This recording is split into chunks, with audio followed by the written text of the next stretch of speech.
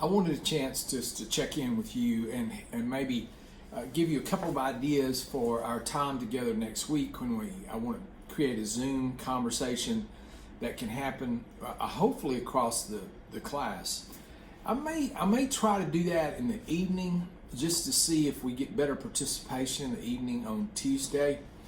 But I will send out the specific time and a link to the class. But I do want to have a conversation with you about the reading that we're doing, and I want to do this. I want to create a talking point, sort of a focal point, if you will. I want to talk about Luther and Calvin. I want us to look at both the similarities, but also in places they differ, and some of the contributions they made, and how we are inheritors, at least of that tradition, of some of the work that they did. And I want to do that around the idea of salvation, the theological concept of what it means to be made right with God. And we'll look at things like, just for instance, we'll look at some of the things like, what does that mean exactly for each one of them?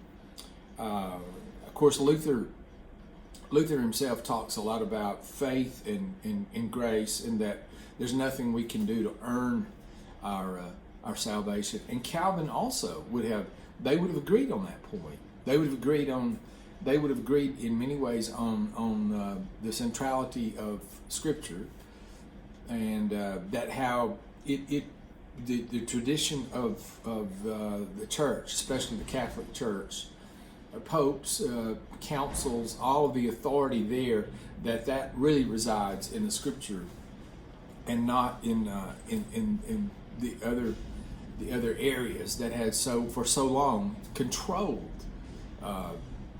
Christian tradition and teaching.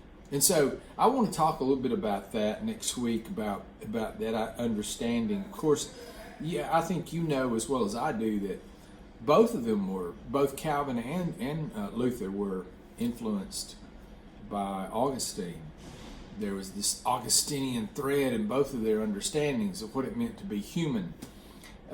They both believed that there was nothing we can do to earn or deserve salvation itself, that we are all inheritors of the fall, that we have all been influenced, not only inheritors, but we've been unduly influenced in that way. And so there's nothing that we can do in our own merit to earn or deserve salvation. So again, for Luther, it went one way. For Calvin, another. Of course, Calvin taught and believed in total depravity. He believed in a double predestination, something that Luther didn't go with. But so let's do that. Next week. Let's prepare and get ready, and you can kind of create your own talking points. Let's have this conversation. Let's talk together about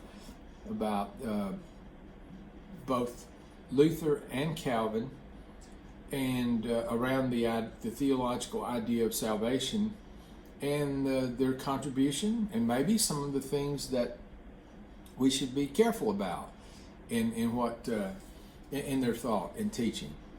So anyway, I'm tempted to go into a full lecture on this, but I'll save that for our conversation. Probably post a discussion question early next week around this idea too, just to kind of get us going, get us thinking. May do that on a Monday.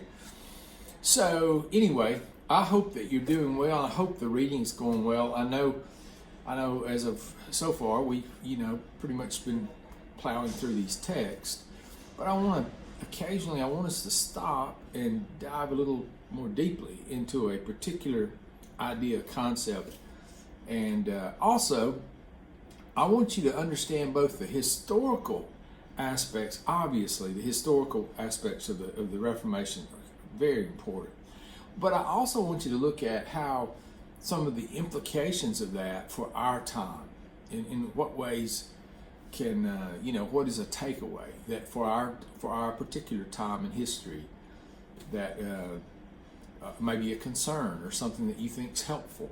I would love to have that as part of the conversation as well. Take care of yourself, and I look forward to checking in with you next week. Thanks.